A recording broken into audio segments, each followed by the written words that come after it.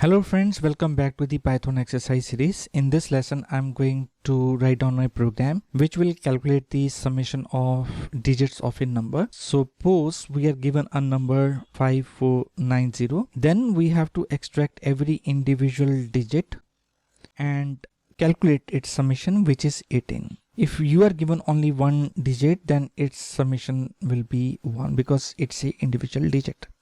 Now we have many different ways to solve it. I will be discussing two solutions. Let us proceed with the string method. Suppose we are given a number which is hard-coded value. We will typecast it to the string form.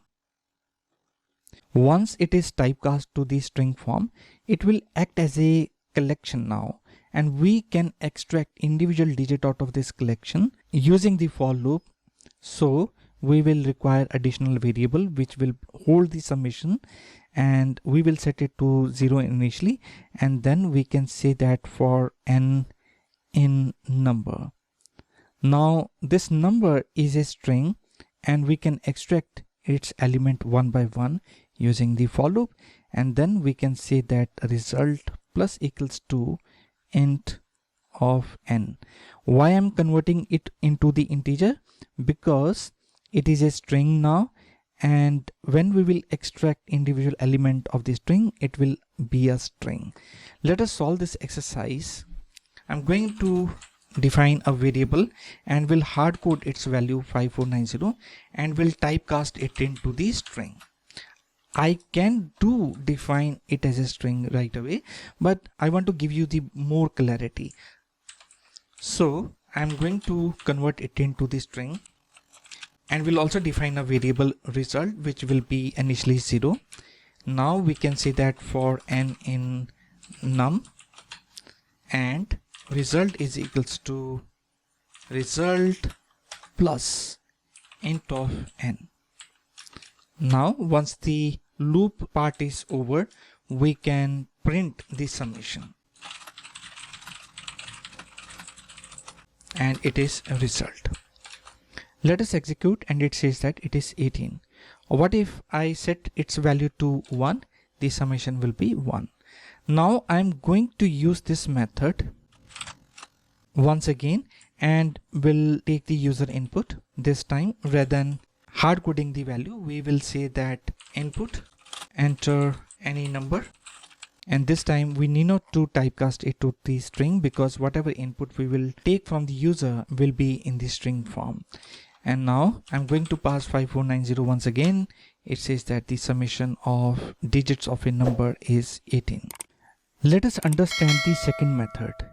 I'm going to use the arithmetic method to calculate the summation of the digits of a number. Suppose the number is 5233 and the summation of its digit is 13, because we are going to add every individual digit, which is 5, 2, 3 and 3. So how we will extract its digit and perform the summation? Suppose the given number is 5233 and we will also require the additional variable which is going to hold the summation.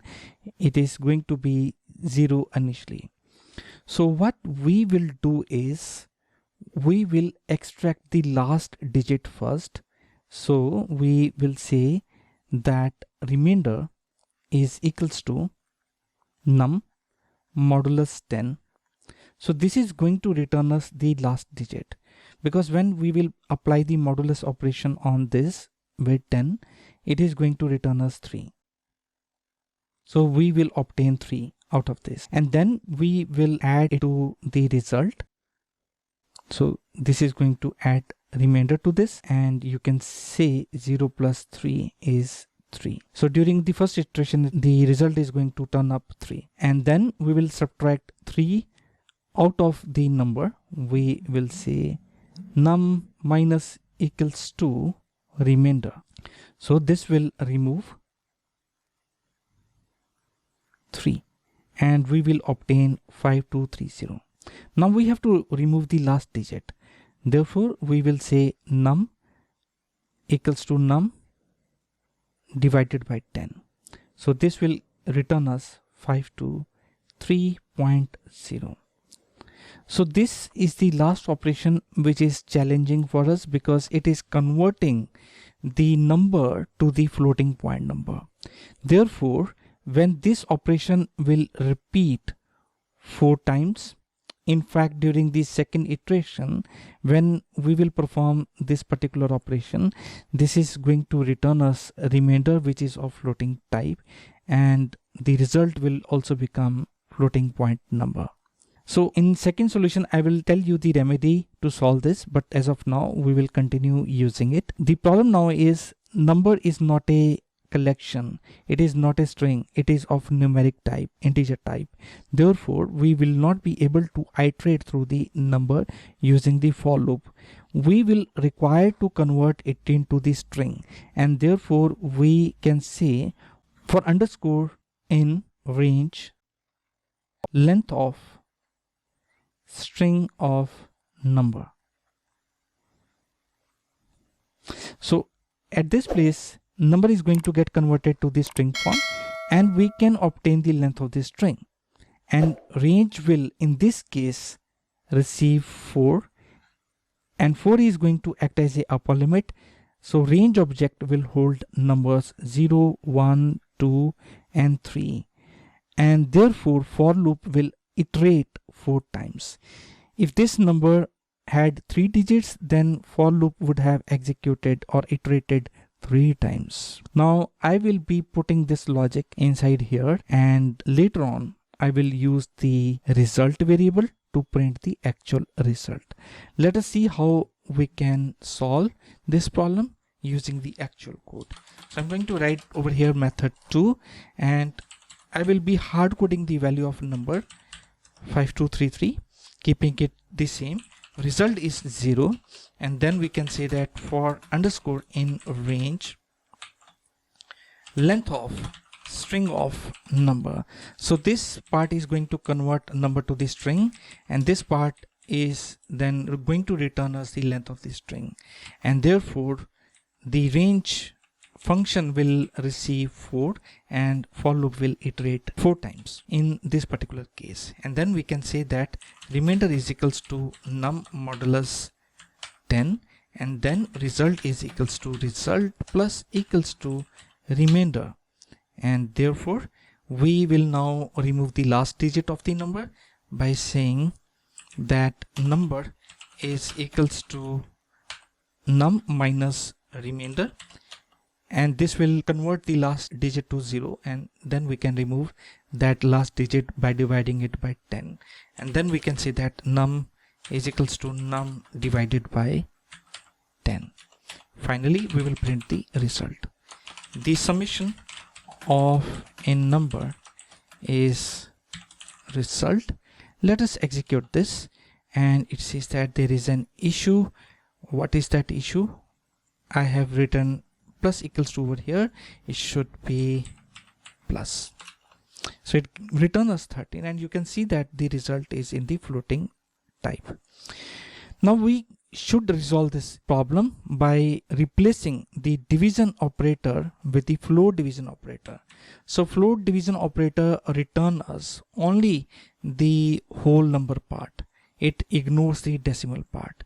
And now re-execute this, and it returns us the actual result, which is in the whole number form. This is what we wanted. However, this is not the clean solution. Let us copy this code, paste it over here, and simplify the solution. Now we can say that result,